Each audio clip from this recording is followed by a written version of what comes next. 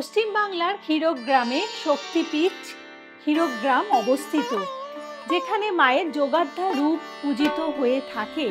ভৈরব হচ্ছেন ক্ষীরখণ্ড। এখানে মায়ের ডান পায়ের আঙুল পতিত হয় এবং এই যে যোগাধ্যা রূপ আপনারা কিন্তু দর্শন করতে পাচ্ছেন মধ্যমগ্রামে সারদাপল্লীতে জাগ্রত মন্দির, 51 কালীবাড়ি মন্দির এবং জয়শ্রী ঠাকুর রামকৃষ্ণ সেবাশ্রমে।